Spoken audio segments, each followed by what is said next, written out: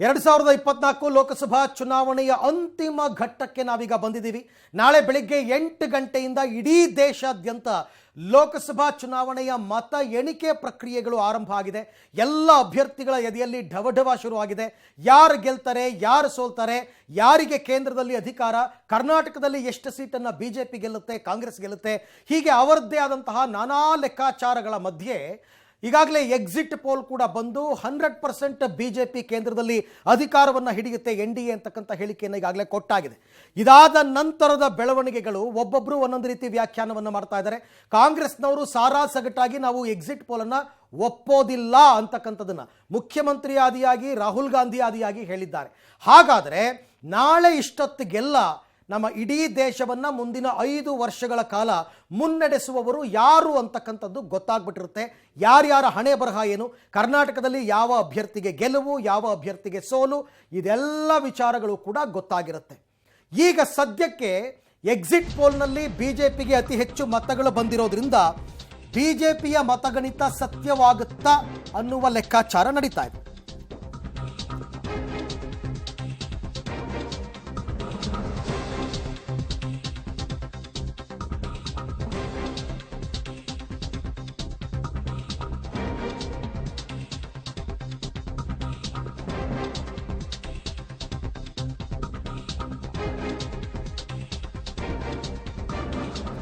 ಲೋಕಸಭಾ ಚುನಾವಣಾ ಫಲಿತಾಂಶಕ್ಕೆ count down ಶುರುವಾಗಿದೆ.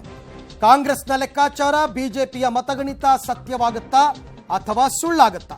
ಎಕ್ಸಿಟ್ ಪೋಲ್ ಸರ್ವೆಗಳಲ್ಲಂತೂ NDAಗೆ ಬಿಗ್ ಬಂಪರ್ ಅನ್ನೇ ಕೊಟ್ಬಿಟ್ಟಿದ್ದಾರೆ. ಎಲ್ಲ ಸರ್ವೆಗಳು ಕೂಡ NDAನೇ ಅಧಿಕಾರಕ್ಕೆ ಬರುತ್ತೆ ಕೇಂದ್ರದಲ್ಲಿ ಅಂತ ಹೇಳಿದೆ. NDAಗೆ ಬಹುಮತ ಬಂದರೆ ಮೋದಿಯವರ ಹ್ಯಾಟ್ರಿಕ್ ಸಾಧನೆ 2014, 2019 ಮತ್ತು 2024 ಅಲ್ಲಿಗೆ 3ನೇ ಅವಧಿಗೆ ನರೇಂದ್ರ ಮೋದಿಯವರು ದೇಶದ ಪ್ರಧಾನಿಯಾಗೋದು ನಿಶ್ಚಿತ. ಎಕ್ಸಿಟ್ ಪೋಲ್ ನಿಜ ಆದರೆ ಈಗಾಗಲೇ ಸೆಲೆಬ್ರೇಷನ್ ಶುರು ಮಾಡಿಕೊಂಡಿದ್ದಾರೆ ಬಿಡಿ. ಅವರು 3ನೇ ಬಾರಿಗೆ ಅಧಿಕಾರಕ್ಕೇರುವ ಲೆಕ್ಕಾಚಾರದಲ್ಲಿ ಮೋದಿಯವರು ಸಿದ್ಧತೆಯನ್ನು ಮಾಡಿಕೊಂಡಿದ್ದಾರೆ. ಹಾಗಾದ್ರೆ ಮೋದಿಯವರ ಪ್ಲಾನ್ ಏನು? ಅಧಿಕಾರವನ್ನ ಹಿಡಿಯೋದು ನಿಶ್ಚಿತವಾಗಿ ನಾಳೆ ರಿಸಲ್ಟ್ ಬಂದು ಎಲ್ಲವೂ ಕೂಡ ಪಕ್ಕ ಆದ ನಂತರದ ಪ್ಲಾನ್ಗಳು ಈಗಾಗಲೇ ತಯಾರಾಗಿದೆ. 125 ದಿನಗಳ ಪ್ರಮಾಣ ವಚನ ಯೋಜನೆಯನ್ನ ಸಿದ್ಧಪಡಿಸುವಂತಹ ಮೋದಿಯವರು ಈಗಾಗಲೇ ಫಸ್ಟ್ ಫೇಸ್ನ ಎಲೆಕ್ಷನ್ ಸಂದರ್ಭದಲ್ಲೇ ಅವರು ಮುಂದಿನ ಯೋಜನೆಗಳು ಏನು ಅನ್ನೋದ್ರ ಬಗ್ಗೆ ಅವರು ಪ್ರಚಾರವನ್ನ ಶುರು ಮಾಡಿದ್ರು. ಸೊ ನಾನು ಮುಂದೆ ಏನ್ ಮಾಡ್ತೀನಿ ಅಧಿಕಾರಕ್ಕೆ ಬಂದ ನಂತರದಲ್ಲಿ ಅಂತ ಅದನ್ನ ಫಸ್ಟ್ ಕೈಗೆತ್ಕೊಳ್ತಾರೆ. ಯಾಕಂದ್ರೆ ಜನರ ಮುಂದೆ ಆಡಿದಂತಹ ಮಾತು ಅವರ ಮೊದಲ ಆದ್ಯತೆ ಆಗ್ಬೇಕಾಗತ್ತೆ. ಜೂನ್ 9ರಂದು ಪ್ರಮಾಣ ವಚನ ಸ್ವೀಕಾರಕ್ಕೆ ಸರ್ವ ರೀತಿಯಲ್ಲೂ ಕೂಡ ಸಿದ್ಧತೆಗಳನ್ನ ಮಾಡ್ಕೊಳ್ತಿರುವಂತೆ ಕಾಣಿಸ್ತಾ ಇದೆ. ಯಾಕಂದ್ರೆ ಆ ರೀತಿಯ ಬೆಳವಣಿಗೆಗಳು, ಅವರ ರೋಡ್ ಶೋಗೆ ತಯಾರಿ ಇರಬಹುದು, ಪ್ರಮಾಣ ವಚನಕ್ಕೆ ಬೇಕಾಗುವಂತಹ ಸಿದ್ಧತೆಗಳು, ಇದೆಲ್ಲದರ ಬಗ್ಗೆ ಈಗಾಗಲೇ ಪ್ಲಾನ್ಗಳು ನಡೀತಾ ಇದೆ ಅಂತ ಆ ಕಾರಣಕ್ಕಾಗಿ ಜೂನ್ 9ನೇ ತಾರೀಕು ಪ್ರಮಾಣ ವಚನವನ್ನ ಸ್ವೀಕಾರ ಮಾಡುವಂತಹ ಸಾಧ್ಯತೆ. ಅಧಿಕಾರ ಸ್ವೀಕಾರದ ಬೆನ್ನಲ್ಲೇ ಕ್ಯಾಬಿನೆಟ್ ಅನ್ನು ಕೂಡ ರಚನೆಯನ್ನ ಮಾಡಿಕೊಳ್ಳುವಂತದ್ದು. ಸೊ ಸಹಜವಾಗಿ ಒಂದು ಸರ್ಕಾರ ರಚನೆ ಆಗಬೇಕು ಅನ್ನಂತಹ ಸಂದರ್ಭದಲ್ಲಿ ಈ ಎಲ್ಲ ಪ್ರಕ್ರಿಯೆಗಳು ಹೇಗೆ ಚಾಲ್ತಿಯನ್ನ ಪಡ್ಕೊಳ್ಳುತ್ತೋ, ಆರಂಭವಾಗುತ್ತೋ, ಅದೇ ರೀತಿಯಲ್ಲಿ ಅಧಿಕಾರ ಸ್ವೀಕಾರದ ಬೆನ್ನಲ್ಲೇ ಕ್ಯಾಬಿನೆಟ್ ರಚನೆಯನ್ನು ಕೂಡ ಮಾಡಿಕೊಳ್ಳುವಂತಹ ಪ್ಲಾನ್ಗಳನ್ನ ಮಾಡಿಕೊಳ್ಳಲಾಗಿದೆ. ಅದು 9ನೇ ತಾರೀಕಿನ ನಂತರದಲ್ಲಿ. ಈ ಬಾರಿ ದಕ್ಷಿಣ ಭಾರತಕ್ಕೆ ವಿಶೇಷ ಒತ್ತನ್ನ ಕೊಡುವ ಸಾಧ್ಯತೆ ಇದೆ. ದಕ್ಷಿಣ ಭಾರತವನ್ನ ಅವರು ಕಡೆಗಣಿಸ್ತಾರೆ, ಯಾವುದೇ ರೀತಿಯಾದಂತಹ ಪ್ರಾಮುಖ್ಯತೆಯನ್ನ ಕೊಡೋದಿಲ್ಲ, ಕೇವಲ ಚುನಾವಣೆ ಬಂದಂತಹ ಸಂದರ್ಭದಲ್ಲಿ ಮಾತ್ರ ದಕ್ಷಿಣ ಭಾರತದ ಬಗ್ಗೆ ಪ್ರೀತಿ ಬರ್ತಾ ಇತ್ಯಾದಿ ಟೀಕೆ ಟಿಪ್ಪಣಿಗಳು ಸರ್ವೇ ಸಾಮಾನ್ಯವಾಗಿ ಆಗಾಗ ಕೇಳಿ ಬರ್ತಾ ಇತ್ತಾದ್ರೂ ಕೂಡ ದಕ್ಷಿಣ ಭಾರತದ ಬಗ್ಗೆ ಅತಿಯಾದಂತಹ ಒಂದು ನಂಬಿಕೆ, ನನ್ನನ್ನ ಗೆಲ್ಲಿಸ್ತಾರೆ, ಅತಿ ಹೆಚ್ಚು ಸ್ಥಾನವನ್ನ ಕೊಡ್ತಾರೆ ಅನ್ನುವಂತಹ ವಿಶ್ವಾಸ ಬಿಜೆಪಿಗೂ ಇತ್ತು, ಮೋದಿಗೂ ಕೂಡ ಇದೆ. ಸೊ ಕೇರಳ, ತಮಿಳುನಾಡು, ಕರ್ನಾಟಕ, ಪಶ್ಚಿಮ ಬಂಗಾಳ, ಒಡಿಶಾ, ತೆಲಂಗಾಣಕ್ಕೆ ವಿಶೇಷ ಒತ್ತನ್ನ ಕೊಡುವಂತಹ ಸಾಧ್ಯತೆಗಳನ್ನ ಇಲ್ಲಿ ನಿರೀಕ್ಷೆ ಮಾಡಲಾಗ್ತಾ ಇದೆ. ಅದು ಯಾವ ರೂಪ ಸ್ವರೂಪದಲ್ಲಿ ಇರಬಹುದು ಅನ್ನೋದನ್ನ ಮುಂದಿನ ದಿನಗಳಲ್ಲಿ ಅವರು ತೆಗೆದುಕೊಳ್ಳುವಂತಹ ನಡೆಯ ಮೇಲೆ ಗೊತ್ತಾಗುತ್ತೆ ಅವರು ಏನ್ ಮಾಡಕ್ಕೆ ಹೊರಟಿದ್ದಾರೆ. ಕ್ಯಾಬಿನೆಟ್ ರಚನೆ ಮಾಡುವ ಸಂದರ್ಭದಲ್ಲಿ ಈ ರಾಜ್ಯಗಳಿಂದ ಗೆದ್ದ ಎಂಪಿಗಳಿಗೆ ಹೆಚ್ಚಿನ ಸ್ಥಾನಮಾನಗಳು ಸಿಗಬೇಕು. ಯಾಕಂದ್ರೆ ಅವರು ಅಂದ್ಕೊಂಡೇ ಇರಲಿಲ್ಲ ತೆಲಂಗಾಣದಲ್ಲಿ ಇಷ್ಟೊಂದು ನಂಬರ್ ಬರುತ್ತೆ ಅಂತ, ಅಂದುಕೊಂಡೇ ಇರಲಿಲ್ಲ ನಾವು ಆಂಧ್ರದಲ್ಲಿ ಅಕೌಂಟ್ ಓಪನ್ ಮಾಡ್ತೀವಿ ಅಂತ.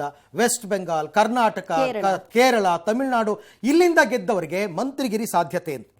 ಓಕೆ, ಇನ್ನು ಆಯಾ ರಾಜ್ಯಗಳಲ್ಲಿ ಪಕ್ಷ ಸಂಘಟನೆಗೆ ಒತ್ತು ನೀಡುವಂತಹ ದೃಷ್ಟಿಯಲ್ಲೂ ಕೂಡ ಆದ್ಯತೆಯನ್ನ ಕೊಡ್ತಾರೆ. ಸೊ ಅದು ಈಗಿಂದ ಆರಂಭ ಅಲ್ಲ, ಹಿಂದಿನಿಂದಲೂ ಕೂಡ ಬಿಜೆಪಿ ಅದನ್ನ ಮಾಡ್ಕೊಂಡು ಬರ್ತಾ ಇದೆ. ಬಟ್ ದಕ್ಷಿಣ ಭಾರತದಲ್ಲಿ ಇನ್ನಷ್ಟು ಅದನ್ನ ಸ್ಟ್ರಾಂಗ್ ಮಾಡಬೇಕು ಅನ್ನುವಂತಹ ನಿಟ್ಟಿನಲ್ಲಿ ಸಹಜವಾಗಿ ಅವರ ಪ್ರಯತ್ನಗಳು ಇದ್ದಂತಿರುತ್ತೆ.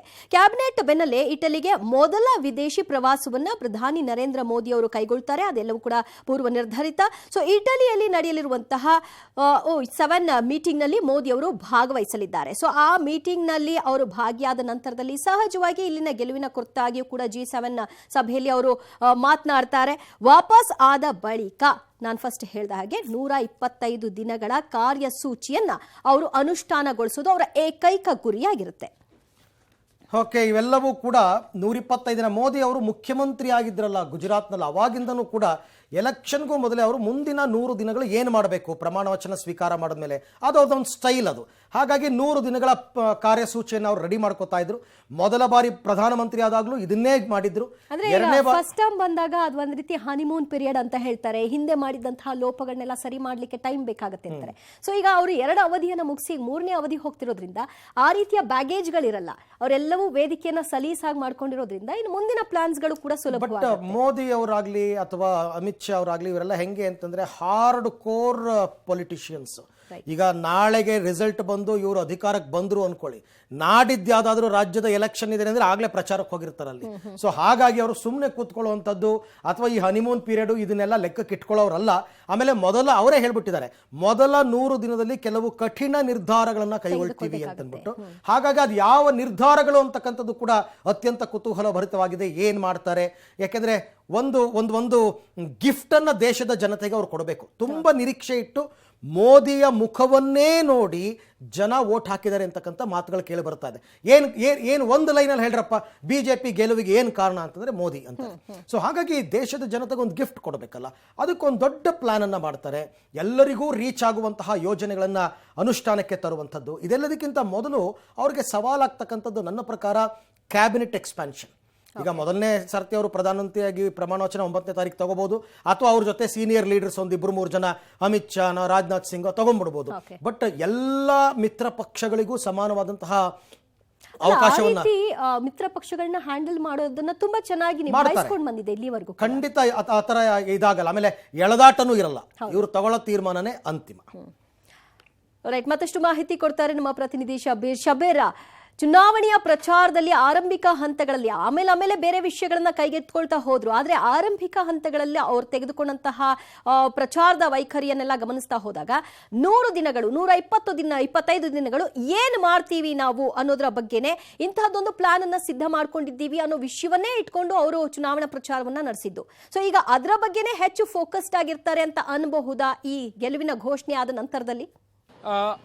ದಿವ್ಯಾ, ಖಂಡಿತವಾಗ್ಲು. ಯಾಕೆಂದ್ರೆ ಈಗ ಅಧಿಕಾರಕ್ಕೆ ಬಂದು ಪ್ರಧಾನಮಂತ್ರಿಗಳು ಅಂದ್ರೆ ನರೇಂದ್ರ ಮೋದಿ ಅವರು ಪ್ರಧಾನಿಯಾಗಿ 3ನೇ ಬಾರಿಗೆ ಪ್ರಮಾಣ ವಚನ ಸ್ವೀಕರಿಸಿದ ಮೇಲೆ ಏನೆಲ್ಲ ಕೆಲಸಗಳನ್ನ ಮಾಡಬೇಕು ಅನ್ನೋದಕ್ಕೆ ಸಂಬಂಧಪಟ್ಟಂತೆ ಒಂದಿಷ್ಟು ಹೋಮ್ ವರ್ಕ್ ಅನ್ನ ಕೂಡ ಅವರು ಮಾಡಿಟ್ಕೊಂಡಿರುವಂತದ್ದು. ಮುಂದಿನ 125 ದಿನಗಳ ಕಾಲ ಏನೆಲ್ಲ ಕೆಲಸಗಳನ್ನ ಮಾಡಬೇಕು ಅನ್ನುವಂತಹ ಲೆಕ್ಕಾಚಾರವನ್ನ ಕೂಡ ಈಗಾಗಲೇ ರೆಡಿ ಮಾಡಿಟ್ಕೊಂಡಿದ್ದಾರೆ. 125 ದಿನಗಳಲ್ಲಿ 25 ದಿನಗಳು ಯುವಕರಿಗೆ ಸಂಬಂಧಪಟ್ಟಿದ್ದು ಅಥವಾ ಯುವ ಸಮುದಾಯಕ್ಕೆ ಸಂಬಂಧಪಟ್ಟಿದ್ದು ಅನ್ನುವಂತಹ ಮಾಹಿತಿಗಳು ಕೂಡ ಈಗಾಗಲೇ ಈ ಹಿಂದೆ ಹಂಚಿಕೊಂಡಿದ್ರು. ಮುಖ್ಯವಾಗಿ ನಿರುದ್ಯೋಗ ಸಮಸ್ಯೆ ಬಗೆಹರಿಸುವಂತದ್ದಾಗಿರ್ಬೋದು, ಉದ್ಯೋಗ ಸೃಷ್ಟಿಯನ್ನ ಮಾಡುವಂತದ್ದಾಗಿರ್ಬೋದು, ಜೊತೆಗೆ ಹೊಸ ಯೋಜನೆಗಳ ಮೂಲಕ ದೇಶದ ಯುವಕರಿಗೆ ಬೇರೆ ಬೇರೆ ಉದ್ಯೋಗಗಳ ಅವಕಾಶಗಳನ್ನು ಸೃಷ್ಟಿಸಿ ಕೊಡೋದಾಗಿರ್ಬೋದು, ಈ ರೀತಿಯಾದಂತಹ ಕೆಲಸಗಳನ್ನ ಮಾಡ್ತಾರೆ ಅನ್ನುವಂತ ಮಾಹಿತಿಗಳಿತ್ತು. ಬಾಕಿ ಉಳಿದಂತ 100 ದಿನಗಳ ಕಾಲ ಚುನಾವಣಾ ಪ್ರಣಾಳಿಕೆಯಲ್ಲಿ ಕೊಟ್ಟಂತ ಕೆಲವೊಂದಿಷ್ಟು ಏನು ಭರವಸೆಗಳಿದ್ವು ಅವು ಎಲ್ಲವನ್ನ ಕೂಡ ಈಡೇರಿಸುವಂತ ನಿಟ್ಟಿನಲ್ಲಿ ಅವರು ಕೆಲಸವನ್ನ ಮಾಡ್ತಾರೆ ಅನ್ನುವಂತ ಮಾಹಿತಿಗಳಿದಾವೆ. ಮುಖ್ಯವಾಗಿ ಒಂದು ರಾಷ್ಟ್ರ ಒಂದು ಚುನಾವಣೆಯನ್ನ ಜಾರಿ ತಗೊಂಡ್ಬರೋದಾಗಿರ್ಬೋದು, ಅಥವಾ UCC ಕಾನೂನನ್ನ ಜಾರಿ ತಗೊಂಡ್ಬರ್ಬೋದಾಗಿರ್ಬೋದು, ಈ ರೀತಿಯಾದಂತಹ ಪ್ರಮುಖವಾದಂತಹ ಒಂದಿಷ್ಟು ಭರವಸೆಗಳನ್ನ ಕೂಡ ಕೊಡಲಾಗಿತ್ತು. 2019ರಲ್ಲಿ ನಾವು ಗಮನಿಸಬಹುದು, ಸರ್ಕಾರ ಬರ್ತಿದ್ದಂತೆ ಕಾಶ್ಮೀರದಲ್ಲಿ 371 ಅನ್ನ ರದ್ದು ಮಾಡುವಂತ ಕೆಲಸವನ್ನ ಕೂಡ ಬಿಜೆಪಿ ಮೊದಲಿಗೆ ಮಾಡಿತ್ತು. ಅದೇ ರೀತಿಯಾಗಿ ಈ ಬಾರಿ ಕೂಡ ಅಧಿಕಾರವನ್ನ ಸ್ವೀಕಾರ ಮಾಡ್ತಿದ್ದಂತೆ ಒಂದು ರಾಷ್ಟ್ರ ಒಂದು ಚುನಾವಣೆ ಅಥವಾ UCC ಅನ್ನ ಜಾರಿ ಮಾಡುವಂತ ನಿರೀಕ್ಷೆಗಳನ್ನ ಕೂಡ ನಾವು ನೋಡಬಹುದು. ಅದ್ರ ಜೊತೆಗೆ ಮುಂದಿನ 5 ವರ್ಷಗಳ ಕಾಲ ಹಂತವಾಗಿ ಯಾವ್ಯಾವ ಹೊಸ ಯೋಜನೆಗಳನ್ನ ಜಾರಿ ಮಾಡಬೇಕು ಅನ್ನೋದಕ್ಕೆ ಸಂಬಂಧಪಟ್ಟಂತೆ ಅವರು ನಿರ್ಧಾರ ಮಾಡುವಂತ ಸಾಧ್ಯತೆಗಳಿದಾವೆ. ಇದೆಲ್ಲದಕ್ಕೂ ಕೂಡ ಮೊದಲನೇದಾಗಿ ಮೊದಲನೇದಾಗಿ ಅವರ ಕ್ಯಾಬಿನೆಟ್ ಕೂಡ ಸಿದ್ಧ ಆಗಬೇಕಾಗುತ್ತೆ. 9ನೇ ತಾರೀಕು ಅವರು ಪ್ರಮಾಣ ವಚನ ಸ್ವೀಕರಿಸಬಹುದು ಅನ್ನುವಂಥ ಮಾಹಿತಿಗಳು ಕೂಡ ಇರುವಂತದ್ದು. ದೊಡ್ಡ ಮಟ್ಟದಲ್ಲಿ ಅವರು ಪ್ರಮಾಣ ವಚನವನ್ನು ಸ್ವೀಕಾರ ಮಾಡಿ ಅದಾದ ಬಳಿಕ ರಾಜ್ಯವಾರು ಎಲ್ಲರಿಗೆ ಯಾರ್ಯಾರಿಗೆ ಆದ್ಯತೆಯನ್ನು ಕೊಡಬೇಕು ಅನ್ನುವಂಥ ಲೆಕ್ಕಾಚಾರವನ್ನು ಹಾಕೊಂಡು ಕ್ಯಾಬಿನೆಟ್ ಅನ್ನು ಕೂಡ ಸಿದ್ಧಪಡಿಸಿಕೊಂಡು ಅದಾದ ಮೇಲೆ ಒಂದೊಂದಾಗಿ ಯೋಜನೆಗಳನ್ನ ಅನುಷ್ಠಾನಕ್ಕೆ ತರುವಂತ ಸಾಧ್ಯತೆಗಳಿದಾವೆ. ಮೊದಲಿಗೆ ಪ್ರಧಾನಮಂತ್ರಿಗಳು ಸರ್ಕಾರವನ್ನು ಅಧಿಕೃತವಾಗಿ ಪ್ರಧಾನಿಯಾದ ಬಳಿಕ ಅವರು ಇಟಲಿ ಪ್ರವಾಸಕ್ಕೆ ಹೋಗ್ತಾರೆ. G7 ಸಭೆ ಕೂಡ ನಡೀತಾ ಇರುವಂತದ್ದು. ಆ ಸಭೆಯಲ್ಲಿ ಭಾಗಿಯಾಗಿ ಬಂದ ಬಳಿಕ ಅಧಿಕೃತವಾಗಿ ಅವರ ಕಾರ್ಯಚಟುವಟಿಕೆಗಳು ಶುರುವಾಗುತ್ತೆ. ಅದಾದ ಮೇಲೆ ಒಂದೊಂದೇ ಭರವಸೆಗಳನ್ನು ಕೂಡ ಅವರು ಈಡೇರಿಸುವಂತ ನಿರೀಕ್ಷೆಗಳಿದಾವೆ. ದಿವ್ಯಾ.